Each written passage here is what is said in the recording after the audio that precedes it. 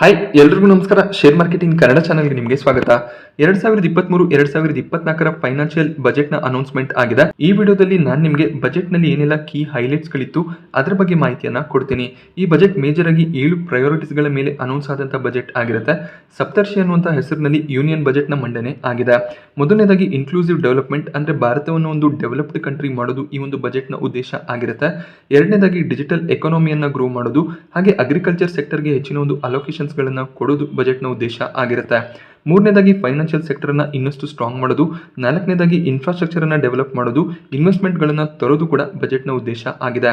ಐದನೇದಾಗಿ carbon emission ಅನ್ನ ಕಡಿಮೆ ಮಾಡಿ ಗ್ರೀನ್ ಗ್ರೋತ್ ಅಂದ್ರೆ ಗ್ರೀನ್ ಎನರ್ಜಿ ಬಗ್ಗೆ ಫೋಕಸ್ ಅನ್ನ ಹೊಂದೋದು. ಆರನೇದಾಗಿ ಯುವ ಶಕ್ತಿಗೆ ಹೆಚ್ಚಿನ ಒಂದು ಶಕ್ತಿಯನ್ನ ತುಂಬಿ ಭಾರತದ ಎಕನಾಮಿಕ್ ಗ್ರೋತ್ ನಲ್ಲಿ ಯುವ ಶಕ್ತಿಯ ಪಾತ್ರವನ್ನ ಇನ್ಕ್ರೀಸ್ ಮಾಡೋದು ಕೂಡ ಬಜೆಟ್ ನ ಉದ್ದೇಶ ಆಗಿರುತ್ತೆ. ನಿರ್ಮಲಾ ಸೀತಾರಾಮನ್ ಅವರು 2023 ಫೈನಾನ್ಷಿಯಲ್ ಇಯರ್ ನ ಟೋಟಲ್ ಎಕನಾಮಿಕ್ ಗ್ರೋತ್ ಅನ್ನ ಎಸ್ಟಿಮೇಟ್ ಮಾಡಿದ್ದಾರೆ. 7% ಎಕನಾಮಿಕ್ ಗ್ರೋತ್ ನಮಗೆ 2023 ಫೈನಾನ್ಷಿಯಲ್ ಇಯರ್ ನಲ್ಲಿ ನೋಡೋದಕ್ಕೆ ಸಿಗುತ್ತೆ ಅಂತ ಅವರು ಪ್ರೆಡಿಕ್ಟ್ ಮಾಡಿದ್ದಾರೆ. ಆಲ್ರೆಡಿ 3 ಕ್ವಾರ್ಟರ್ ನ ಜಿಡಿಪಿ ಗ್ರೋತ್ ಡೇಟಾ ಬಂದಿದೆ. ಕ್ವಾರ್ಟರ್ 2 ನಲ್ಲಿ ಒಳ್ಳೆ ಒಂದು ಜಿಡಿಪಿ ಗ್ರೋತ್ ನಮಗೆ ನೋಡೋದಕ್ಕೆ ಸಿಕ್ಕಿತ್ತು. ಸೊ ಅದರಿಂದ 7% ಜಿಡಿಪಿ ಗ್ರೋತ್ ಖಂಡಿತವಾಗ್ಲೂ 2023 ನಮಗೆ ನೋಡೋದಕ್ಕೆ ಸಿಗುತ್ತೆ. ಹಾಗೆ 2024 6ರಿಂದ 6.5% ಜಿಡಿಪಿ ಗ್ರೋತ್ ನ ಎಕ್ಸ್ಪೆಕ್ಟೇಷನ್ಸ್ ಇದೆ. ಕಳೆದ 9 ವರ್ಷಗಳಲ್ಲಿ 10ನೇ ಸ್ಥಾನದಲ್ಲಿ ಇದ್ದಂತಹ ಭಾರತ ಈಗ ಲಾರ್ಜೆಸ್ಟ್ ಎಕಾನಮಿ ಲಿಸ್ಟ್ ನಲ್ಲಿ 5ನೇ ಸ್ಥಾನಕ್ಕೆ ಜಂಪ್ ಆಗಿದೆ. ಹಾಗೆ ಮುಂದಿನ ವರ್ಷಗಳಲ್ಲಿ ಅದು 3ನೇ ಸ್ಥಾನಕ್ಕೆ ಕೂಡ ಹೋಗುವಂತ ಚಾನ್ಸಸ್ ಇದೆ. ಹಾಗೆ ಫಿಸ್ಕಲ್ ಡಿಫಿಸಿಟ್ 2023 5.9% ನೋಡೋದಕ್ಕೆ ಸಿಕ್ಕಿದೆ. ಫಿಸ್ಕಲ್ ಡಿಫಿಸಿಟ್ ಅಂದಾಗ ಗೌರ್ಮೆಂಟ್ಗೆ ಏನು ಆದಾಯ ಬರುತ್ತೆ ಹಾಗೆ ಅವರ ಖರ್ಚು ವೆಚ್ಚ ಏನಿರುತ್ತೆ ಅದರ ಒಂದು ಡಿಫರೆನ್ಸ್ ಆಗಿರುತ್ತೆ. ಅಂದ್ರೆ ಆದಾಯಕ್ಕೆ ಕಂಪೇರ್ ಮಾಡಿದಾಗ ಖರ್ಚು ವೆಚ್ಚ ಎಷ್ಟು ಜಾಸ್ತಿ ಇದೆ ಅದು ಫಿಸ್ಕಲ್ ಡೆಫಿಸಿಟ್ ಆಗಿರುತ್ತೆ. ಸೊ ಇದನ್ನ ಕನ್ನಡದಲ್ಲಿ ನಾವು ಆದಾಯದ ಕೊರತೆ ಅಂತ ಕರಿತೀವಿ. ಸೊ ಈ ಆದಾಯದ ಕೊರತೆ ಆದಷ್ಟು ಕಡಿಮೆ ಇದ್ದಾಗ ಯಾವುದೇ ಒಂದು ಎಕಾನಮಿ ತುಂಬಾ ಚೆನ್ನಾಗಿ ಗ್ರೋ ಆಗುತ್ತೆ. ಆದ್ರಿಂದ 2025-2026 ಈ ಒಂದು ಫಿಸ್ಕಲ್ ಡೆಫಿಸಿಟ್ ಏನಿದೆ ಅದನ್ನ 4.5%ಗೆ ಇಳಿಸೋದು ಗೌರ್ಮೆಂಟ್ ನ ಉದ್ದೇಶ ಆಗಿರುತ್ತೆ. ಹಾಗೆ ಭಾರತವನ್ನು ಒಂದು ಟೆಕ್ನಾಲಜಿ ಡ್ರಿವನ್ ಎಕಾನಮಿ ಮಾಡೋದು ಕೂಡ ಗೌರ್ಮೆಂಟ್ ನ ಉದ್ದೇಶ ಆಗಿದೆ. ಟೆಕ್ನಾಲಜಿಗೆ ಹೆಚ್ಚಿನ ಒಂದು ಫೋಕಸ್ ಅನ್ನ ಕೊಟ್ಟು ಯಾವೆಲ್ಲ ಸೆಕ್ಟರ್ ಗಳಲ್ಲಿ ಟೆಕ್ನಾಲಜಿಯ ಇಂಟ್ರೊಡಕ್ಷನ್ ಆಗುತ್ತೆ ಅಲ್ಲೆಲ್ಲ ಟೆಕ್ನಾಲಜಿಯನ್ನ ಬಳಸ್ಕೊಳ್ಳೋದು ಗೌರ್ಮೆಂಟ್ ನ ಉದ್ದೇಶ ಆಗಿರುತ್ತೆ. ಹಾಗೆಯೇ ಅಗ್ರಿಕಲ್ಚರ್ ಸೆಕ್ಟರ್ಗೂ ಕೂಡ ಹೆಚ್ಚಿನ ಒಂದು ಫೋಕಸ್ ಅನ್ನ ಕೊಟ್ಟಿದ್ದಾರೆ. ಸೊ ಯಾರೆಲ್ಲ ಯುವಕರು ಅಗ್ರಿಕಲ್ಚರ್ ಸೆಕ್ಟರ್ ನಲ್ಲಿ ಇಂಟ್ರೆಸ್ಟ್ ಅನ್ನ ತೋರಿಸ್ತಾರೆ ಅಂದ್ರೆ ಅಗ್ರಿಕಲ್ಚರ್ ಸೆಕ್ಟರ್ಗೆ ಬರುವಂತ ಸ್ಟಾರ್ಟ್ಅಪ್ ಗಳನ್ನ ಸ್ಟಾರ್ಟ್ ಮಾಡ್ತಾರೆ ಅವರಿಗೆ ಆಕ್ಸಿಲರೇಟರ್ ಫಂಡ್ ನ ಅನೌನ್ಸ್ಮೆಂಟ್ ಅನ್ನ ಮಾಡಿದ್ದಾರೆ. ಆಕ್ಸಿಲರೇಟರ್ ಫಂಡ್ ನ ಅಡಿಯಲ್ಲಿ ಫಂಡ್ ಅಲೋಕೇಶನ್ಸ್ ಆಗುತ್ತೆ. ಯಾರೆಲ್ಲ ಅಗ್ರಿಕಲ್ಚರ್ ಸೆಕ್ಟರ್ ನಲ್ಲಿ ಸ್ಟಾರ್ಟ್ಅಪ್ ಗಳನ್ನ ಸ್ಟಾರ್ಟ್ ಮಾಡ್ತಾರೆ ಸೊ ಅವರಿಗೆ ಕಡಿಮೆ ಬಡ್ಡಿ ದರದಲ್ಲಿ ಈ ಒಂದು ಫಂಡ್ ಗಳ ಅಲೋಕೇಶನ್ಸ್ ಆಗುತ್ತೆ. ಹಾಗೇನೆ ಪಶುಸಂಗೋಪನೆ ಡೈರಿ ಸೆಗ್ಮೆಂಟ್ ನಲ್ಲಿ ಕೆಲಸ ಮಾಡುವಂತಹ ರೈತರಿಗೆ ಹಾಗೇನೆ ಮೀನುಗಾರರಿಗೆ 20 ಲಕ್ಷ ಕೋಟಿಯಷ್ಟು ಕ್ರೆಡಿಟ್ ಟಾರ್ಗೆಟ್ ಅನ್ನು ಕೂಡ ಗೌರ್ಮೆಂಟ್ ಅನೌನ್ಸ್ ಮಾಡಿದ್ದಾರೆ. ಅವರೆಲ್ಲರೂ ಕೂಡ ಕಡಿಮೆ ಬಡ್ಡಿ ದರದಲ್ಲಿ ಹೆಚ್ಚಿನ ಲೋನ್ ಗಳನ್ನ ಪಡ್ಕೋಬಹುದಾಗುತ್ತೆ. ಹಾಗೆ ಟೂರಿಸಂ ಪ್ರಮೋಷನ್ಗೂ ಕೂಡ ಗೌರ್ಮೆಂಟ್ ಇಲ್ಲಿ ಬಜೆಟ್ ಅಲೋಕೇಶನ್ ನ ಮಾಡಿದ್ದಾರೆ. ಸೊ ಯಾವುದೇ ಒಂದು ಕಂಟ್ರಿಯ ಎಕನಾಮಿಕ್ ಗ್ರೋತ್ಗೆ ಟೂರಿಸಂ ತುಂಬಾನೇ ಇಂಪಾರ್ಟೆಂಟ್ ಆಗಿರುತ್ತೆ. ಅದರಿಂದ ಸ್ಟೇಟ್ ಗೌರ್ಮೆಂಟ್ ಗಳ ಜೊತೆಯಲ್ಲಿ ಡಿಸ್ಕಷನ್ ಅನ್ನ ಮಾಡಿ ಟೂರಿಸಂ ಅನ್ನ ಪ್ರಮೋಟ್ ಮಾಡೋದು ಗೌರ್ಮೆಂಟ್ ನ ಮೇಜರ್ ಉದ್ದೇಶ ಅಂತ ಫೈನಾನ್ಸ್ ಮಿನಿಸ್ಟರ್ ಈ ಒಂದು ಬಜೆಟ್ ನಲ್ಲಿ ಅನೌನ್ಸ್ ಮಾಡಿದ್ದಾರೆ. ಸೊ ಇದು ಹೋಟೆಲ್ ಸೆಕ್ಟರ್ ಗೆ ಪಾಸಿಟಿವ್ ಆಗುತ್ತೆ. ಹಾಗೆ ಟ್ರಾನ್ಸ್ಪೋರ್ಟೇಷನ್ ಸೆಕ್ಟರ್ಗೂ ಕೂಡ ಇದರಿಂದ ಹೆಚ್ಚಿನ ಒಂದು ಲಾಭ ಆಗುತ್ತೆ. ಸೊ 2015ರಿಂದ 2022 ವೇಳೆಗೆ 157 ಹೊಸ ಮೆಡಿಕಲ್ ಕಾಲೇಜ್ಗಳ ಸ್ಥಾಪನೆ ಆಗಿದೆ. ಅದೇ ರೀತಿಯಲ್ಲಿ 157 ಹೊಸ ನರ್ಸಿಂಗ್ ಕಾಲೇಜ್ಗಳನ್ನ ಸ್ಟಾರ್ಟ್ ಮಾಡೋದು ಕೂಡ ಗೌರ್ಮೆಂಟ್ ನ ಉದ್ದೇಶ ಆಗಿದೆ. ಹಾಗೆ ಪ್ರೈವೇಟ್ ಮೆಡಿಕಲ್ ಫೆಸಿಲಿಟಿಗಳು ರಿಸರ್ಚ್ ಲ್ಯಾಬ್ ಗಳನ್ನು ಕೂಡ ಸ್ಟಾರ್ಟ್ ಮಾಡೋದು ಗೌರ್ಮೆಂಟ್ ನ ಈ ಒಂದು ಬಜೆಟ್ ನ ಮೇಜರ್ ಉದ್ದೇಶ ಆಗಿರುತ್ತೆ. ಸೊ ಇದು ಫಾರ್ಮಾಸ್ಯೂಟಿಕಲ್ ಇಂಡಸ್ಟ್ರಿಗೆ ಪಾಸಿಟಿವ್ ಆಗಿರುತ್ತೆ. ಇನ್ನಷ್ಟು ರಿಸರ್ಚ್ ಲ್ಯಾಬ್ ಗಳನ್ನು ಅವರು ಸ್ಟಾರ್ಟ್ ಮಾಡ್ಕೋಬಹುದಾಗುತ್ತೆ. ಹಾಗೆ ಕ್ಯಾಪಿಟಲ್ ಎಕ್ಸ್ಪೆಂಡಿಚರ್ ಅನ್ನ 33% ಇನ್ಕ್ರೀಸ್ ಮಾಡಿದರೆ 10 ಲಕ್ಷ ಕೋಟಿಯ ಕ್ಯಾಪಿಟಲ್ ಎಕ್ಸ್ಪೆಂಡಿಚರ್ ಇನ್ಕ್ರೀಸ್ ಆಗಿದೆ. ಇದು ಇನ್ಫ್ರಾಸ್ಟ್ರಕ್ಚರ್ ರಿಲೇಟೆಡ್ ಅಂದ್ರೆ ಕನ್ಸ್ಟ್ರಕ್ಷನ್ ಸೆಗ್ಮೆಂಟ್ ನಲ್ಲಿ ಬರುವಂತಹ ಸ್ಟಾಕ್ ಗಳಿಗೆ ಪಾಸಿಟಿವ್ ಆಗುತ್ತೆ. ಸಿಮೆಂಟ್ ಸೆಕ್ಟರ್ ಆಗಿರ್ಬೋದು, ಇನ್ಫ್ರಾ ಸೆಕ್ಟರ್ ನಲ್ಲಿ ಕೆಲಸ ಮಾಡುವಂತಹ ಕಂಪನಿಗಳು, ಸ್ಟೀಲ್ ಸೆಕ್ಟರ್ ಗೆ ಇದು ಪಾಸಿಟಿವ್ ಆಗುತ್ತೆ. ಹಾಗೆ PM ಆವಾಸ್ ಯೋಜನಾ ಅಂಡರ್ ಅಲ್ಲಿ ಬರುವಂತಹ ಸ್ಕೀಮ್ ಅನ್ನ 66% ಇನ್ಕ್ರೀಸ್ ಮಾಡಿದರೆ 79,000 ಕೋಟಿಯಷ್ಟು ಅಲೋಕೇಶನ್ ಅನ್ನ ಈ ಒಂದು ಸ್ಕೀಮ್ಗೆ ಕೊಟ್ಟಿದ್ದಾರೆ. ಸೊ ನೀವು ನಿಮ್ಮದೇ ಆದ ಒಂದು ಸ್ವಂತ ಮನೆಯ ಕನಸನ್ನ ಕಾಣ್ತಿದ್ರೆ ನೀವು PM ಆವಾಸ್ ಯೋಜನಾ ಅಂಡರ್ ಅಲ್ಲಿ ಇನ್ಸೆಂಟಿವ್ಸ್ ಗಳನ್ನ ಪಡ್ಕೋಬಹುದಾಗುತ್ತೆ. ಸೊ ಈ ಒಂದು ಫಂಡ್ ಅಲೋಕೇಶನ್ ಏನಿದೆ 66% ಈ ಒಂದು ಬಜೆಟ್ ನಲ್ಲಿ ಇನ್ಕ್ರೀಸ್ ಆಗಿದೆ. ಹಾಗೆಯೇ ಸ್ಟೇಟ್ ಗಳಿಗೆ 50 ವರ್ಷಗಳ ಕಾಲ ಯಾವುದೇ ರೀತಿಯ ಇಂಟ್ರೆಸ್ಟ್ ಇಲ್ಲದೆ ಇರುವಂತಹ ಲೋನ್ ಗಳನ್ನ ಪ್ರೊವೈಡ್ ಮಾಡೋದಕ್ಕೆ ಗೌರ್ಮೆಂಟ್ ಸ್ಕೀಮ್ ಅನ್ನ ಹೊಂದಿದ್ರು. ಆ ಒಂದು ಸ್ಕೀಮ್ ಅನ್ನ ಇನ್ನು 1 ವರ್ಷದ ಕಾಲ ಇನ್ಕ್ರೀಸ್ ಮಾಡಿದ್ದಾರೆ. ಸೊ ಈಗ ಸ್ಟೇಟ್ ಗವರ್ಮೆಂಟ್ ಗಳು ಸೆಂಟರ್ ನಿಂದ ಲೋನ್ ಗಳನ್ನ ಪಡ್ಕೋಬಹುದಾಗುತ್ತೆ. ಆ ಲೋನ್ ಗಳಿಗೆ ಯಾವುದೇ ರೀತಿಯ ಇಂಟ್ರೆಸ್ಟ್ ಅನ್ನು ಅವರು 50 ವರ್ಷ ಪೇ ಮಾಡಬೇಕು ಅಂತ ಇಲ್ಲ. ಜಸ್ಟ್ ಪ್ರಿನ್ಸಿಪಲ್ ಅಮೌಂಟ್ ಅನ್ನು ಅವ್ರು ಸೆಂಟ್ರಲ್ ಗೌರ್ಮೆಂಟ್ ನಿಂದ ಪಡ್ಕೊಂಡಿರ್ತಾರೆ. ಸೊ ಅದನ್ನ 50 ವರ್ಷದ ಒಳಗಾಗಿ ಅವರು ರಿಟರ್ನ್ ಮಾಡಬಹುದಾಗುತ್ತೆ. ಹಾಗೆ ರೈಲ್ವೆ ಸೆಕ್ಟರ್ ನಲ್ಲೂ ಕೂಡ ಹೆಚ್ಚಿನ ಒಂದು ಎಕ್ಸ್ಪೆಕ್ಟೇಷನ್ ಇತ್ತು. ಅದೇ ಒಂದು ಎಕ್ಸ್ಪೆಕ್ಟೇಷನ್ ನ ಪ್ರಕಾರನೇ ಬಜೆಟ್ ಅಲೋಕೇಶನ್ ಆಗಿದೆ. 2013-2014 2.4 ಲಕ್ಷ ಕೋಟಿಯಷ್ಟು ಬಜೆಟ್ ಅಲೋಕೇಟ್ ಆಗಿತ್ತು.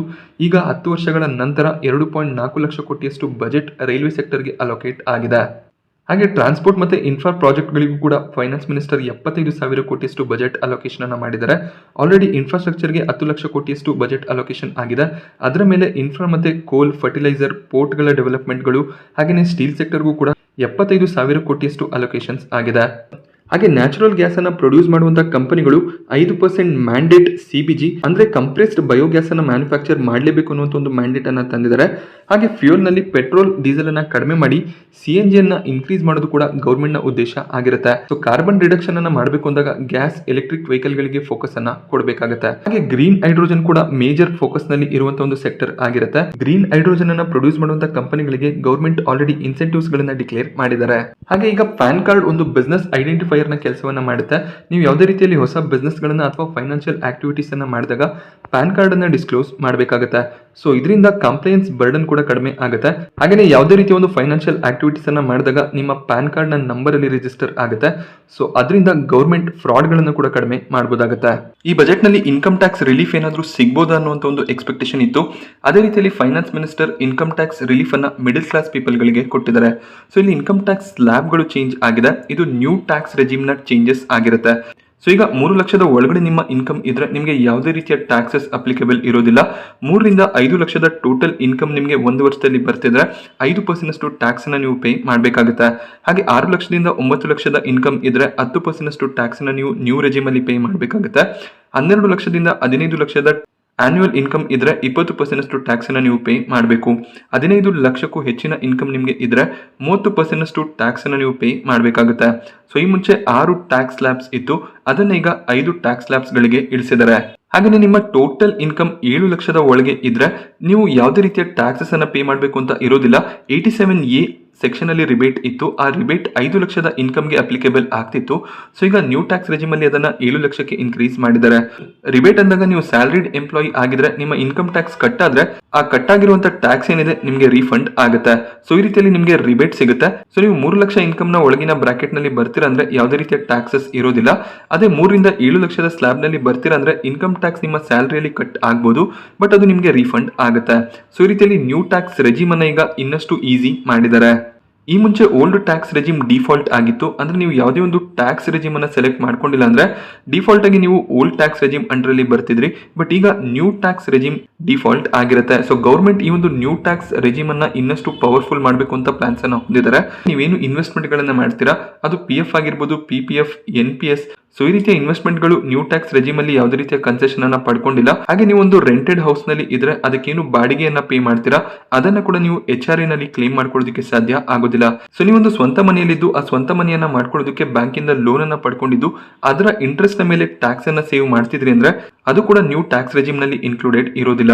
ಸೊ ನೀವು ಸೇವಿಂಗ್ಸ್ ಅನ್ನ ಮಾಡಬೇಕು ಅಂತ ಇದ್ರೆ ಓಲ್ಡ್ ಟ್ಯಾಕ್ಸ್ ಸ್ಲ್ಯಾಬ್ ಅನ್ನು ಸೆಲೆಕ್ಟ್ ಮಾಡ್ಕೋಬೇಕಾಗುತ್ತೆ. ಹಾಗೆ ಈಗ ಹೊಸ ಟ್ಯಾಕ್ಸ್ ಸ್ಲ್ಯಾಬ್ ಡಿಫಾಲ್ಟ್ ಆಗಿರೋದ್ರಿಂದ ನೀವು ಓಲ್ಡ್ ಟ್ಯಾಕ್ಸ್ ರೆಜಿಮ್ ಅನ್ನ ಸೆಲೆಕ್ಟ್ ಮಾಡ್ತೀರಾ ಅಂದ್ರೆ ಅದನ್ನ ನೀವು ಮ್ಯಾನ್ಯುಯಲ್ ಆಗಿ ಸೆಲೆಕ್ಟ್ ಮಾಡ್ಕೋಬೇಕಾಗುತ್ತೆ. ನೀವು ಸ್ಯಾಲರಿಡ್ ಎಂಪ್ಲಾಯಿ ಆಗಿದ್ರೆ ನಿಮ್ಮ ಎಂಪ್ಲಾಯರ್ ಈ ಒಂದು ಫೆಸಿಲಿಟಿಯನ್ನ ನಿಮಗೆ ಪ್ರೊವೈಡ್ ಮಾಡ್ತಾರೆ. ಹಾಗೆ ಓಲ್ಡ್ ಟ್ಯಾಕ್ಸ್ ರೆಜಿಮ್ ಅಲ್ಲಿ ಯಾವುದೇ ರೀತಿಯ ಚೇಂಜಸ್ ಆಗಿಲ್ಲ. ಹಾಗೆ 15 ಲಕ್ಷಕ್ಕೂ ಹೆಚ್ಚಿನ ಇನ್ಕಮ್ ಅನ್ನ ಜನರೇಟ್ ಮಾಡ್ತಿರೋರ್ಗೂ ಕೂಡ ಈ ಒಂದು ಬಜೆಟ್ ನಿಂದ ಯಾವುದೇ ರೀತಿಯ ಒಂದು ರಿಲೀಫ್ ಸಿಕ್ಕಿಲ್ಲ. ಸೊ ಇಲ್ಲಿ ಮಿಡಲ್ ಕ್ಲಾಸ್ಗೆ ಅಂದ್ರೆ ಯಾರೆಲ್ಲ 5 ರಿಂದ 15 ಲಕ್ಷದ ಒಳಗೆ ಇನ್ಕಮ್ ಅನ್ನ ಜನರೇಟ್ ಮಾಡ್ತಿದ್ದಾರೆ ಅವ್ರಿಗೆ ರಿಲೀಫ್ ಸಿಕ್ಕಿದೆ. ಸೊ ಈ ಮುಂಚೆ ನಿಮ್ಮ ಇನ್ಕಮ್ ಏನಾದ್ರೂ 10 ಲಕ್ಷ ದಾಟಿದ್ರೆ ಸೊ ನೀವು 30 ಲಕ್ಷ ಟ್ಯಾಕ್ಸ್ ಸ್ಲ್ಯಾಬ್ ನ ಅಂಡರ್ ಅಲ್ಲಿ ಬರ್ತಿದ್ರಿ. ಬಟ್ ಈಗ 15 ಲಕ್ಷದ ಇನ್ಕಮ್ ಅನ್ನ ನೀವು ಹೊಂದಿದ್ರೆ ಕೇವಲ 20% ಟ್ಯಾಕ್ಸ್ ಅನ್ನ ಮಾತ್ರ ನೀವು ಪೇ ಮಾಡಬೇಕಾಗುತ್ತೆ.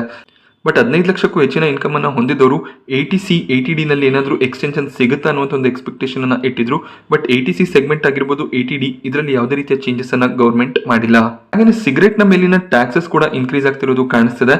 ಸೊ ಸಿಗರೇಟ್ ಟ್ಯಾಕ್ಸಸ್ 16% ಇನ್ಕ್ರೀಸ್ ಆಗಿದೆ.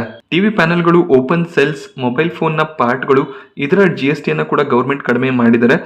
ಬಟ್ ಸಿಮೆಂಟ್ ಸೆಕ್ಟರ್ ಇಲ್ಲಿ ಒಂದು ಎಕ್ಸ್ಪೆಕ್ಟೇಷನ್ ಹೊಂದಿದ್ರು ಸಿಮೆಂಟ್ ನ ಮೇಲಿಂದ GST ಕಡಿಮೆ ಆಗ್ಬೋದು ಅಂತ. ಬಟ್ ಗೌರ್ಮೆಂಟ್ ಅದರ ಬಗ್ಗೆ ಯಾವುದೇ ರೀತಿಯ ಒಂದು ಅನೌನ್ಸ್ಮೆಂಟ್ ಅನ್ನ ಮಾಡಿಲ್ಲ. ಹಾಗೇನೆ ಎಥನಾಲ್ ಮ್ಯಾನುಫ್ಯಾಕ್ಚರಿಂಗ್ ಕಂಪನಿಗಳು ಕೂಡ ಎಕ್ಸ್ಪೆಕ್ಟೇಷನ್ ಅನ್ನ ಇಟ್ಟಿದ್ರು. ಬಟ್ ಎಥನಾಲ್ ಮ್ಯಾನುಫ್ಯಾಕ್ಚರಿಂಗ್ ನ ಬಗ್ಗೆ ಕೂಡ ಯಾವುದೇ ಒಂದು ಡಿಸ್ಕಷನ್ ಬಜೆಟ್ ನಲ್ಲಿ ಆಗಿಲ್ಲ. ಬಟ್ ಆಟೋ ಸೆಕ್ಟರ್ಗೆ ಪಾಸಿಟಿವ್ ನ್ಯೂಸ್ ನೋಡೋದಕ್ಕೆ ಸಿಕ್ಕಿದೆ. ಸೊ 15 ವರ್ಷಕ್ಕೂ ಮುಂಚೆ ರಿಜಿಸ್ಟರ್ ಆಗಿರುವಂತಹ ವೆಹಿಕಲ್ ಗಳು ಪೊಲ್ಯೂಷನ್ ಅನ್ನ ಮಾಡ್ತಿದ್ರೆ ಆ ವೆಹಿಕಲ್ ಗಳನ್ನ ಸ್ಕ್ರಾಪ್ ಮಾಡಿ ಹೊಸ ವೆಹಿಕಲ್ಸ್ ಗಳನ್ನ ಪರ್ಚೇಸ್ ಮಾಡೋ ರೀತಿಯಲ್ಲಿ ಆಟೋ ಸೆಕ್ಟರ್ ಗೆ ಹೆಲ್ಪ್ ಅನ್ನ ಮಾಡಿದ್ದಾರೆ. ಈ ಒಂದು ಸ್ಕೀಮ್ ನಿಂದ ಎಲೆಕ್ಟ್ರಿಕ್ ವೆಹಿಕಲ್ ಸೆಗ್ಮೆಂಟ್ ನಲ್ಲಿ ಕೆಲಸ ಮಾಡ್ತಿರುವಂತಹ ಕಂಪನಿಗಳಿಗೆ ಹೆಲ್ಪ್ ಆಗುತ್ತೆ. ಈ ಒಂದು ಸ್ಕೀಮ್ ನ ಮೇಜರ್ ಬೆನಿಫಿಷರಿ ಟಾಟಾ ಮೋಟಾರ್ಸ್ ಆಗಿರ್ತಾರೆ. ಹಾಗೇನೆ ನಿಫ್ಟಿ 11 ಗಂಟೆಯಿಂದ 1 ಗಂಟೆ ಸುಮಾರಿಗೆ ಒಳ್ಳೆ ಒಂದು ಪಾಸಿಟಿವ್ ಸೈಡ್ ನಲ್ಲಿ ಟ್ರೇಡ್ ಆಗ್ತಿತ್ತು.